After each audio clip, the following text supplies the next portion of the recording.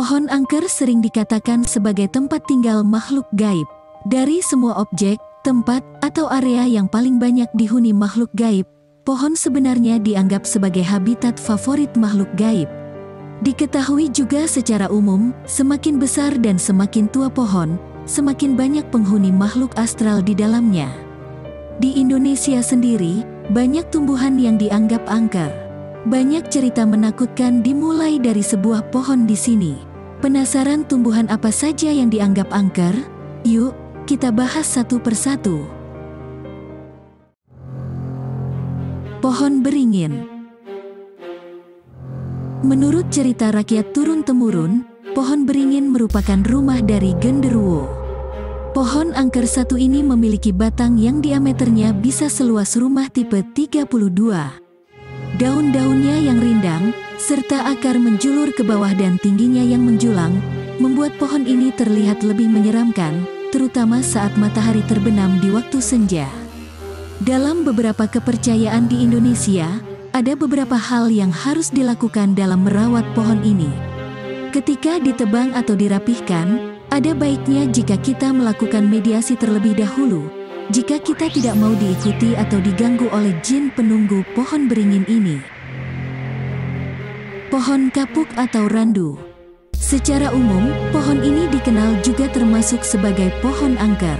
Di balik semua manfaat dan kelebihan yang bisa kita dapatkan dari pohon randu ini, ternyata kita benar-benar tidak disarankan untuk memelihara pohon ini sampai terlalu besar. Menurut kepercayaan masyarakat, pohon randu adalah rumah dari kebanyakan hantu pocong. Kira-kira menurut kalian benar atau tidak?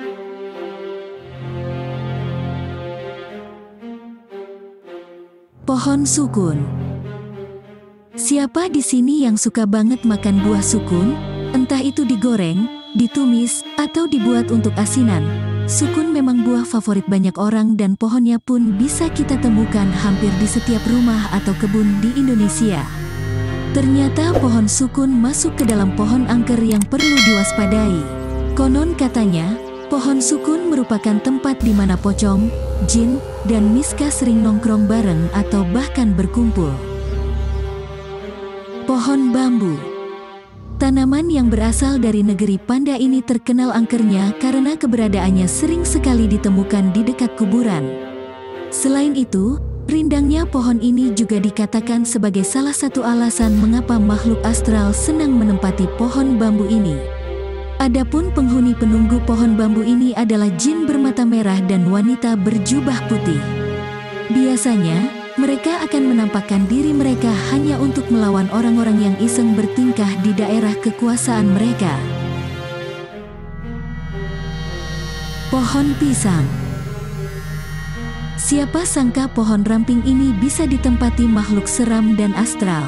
Untuk kalian yang belum tahu, mitos pohon pisang yang dikatakan sebagai rumah pocong ini kiranya sudah bukan rahasia lagi. Selain penghuni pocong, penghuni gaib lainnya yang gemar menempati pohon angker ini adalah kuntilanak dan tuyul. Sampai sekarang, kisah pocong dan kuntilanak yang menampakkan diri mereka di sebelah pohon pisang sudah sering didengar warga. Pohon sawo. Memiliki nama lain pohon ciku, pohon sawo merupakan tempat tinggal hantu genderuwo dan kuntilanak. Menurut kepercayaan orang tua kita, anak-anak yang bermain di bawah pohon sawo pada waktu maghrib akan dibutakan pandangannya sehingga mereka akan tersesat dan kemudian hilang. Selain itu, pohon sawo ini juga merupakan rumah bagi kerajaan jin. Pohon asam Jawa. Merupakan pohon seram yang tidak disarankan ditanam di halaman rumah kita. Menurut kepercayaan orang zaman dulu, konon pohon asam Jawa merupakan tempat tinggal hantu pocong dan kuntilanak. Itulah mengapa orang dulu tidak pernah membiarkan pohon ini tumbuh terlalu lebat atau terlalu lama di pekarangan rumah kita.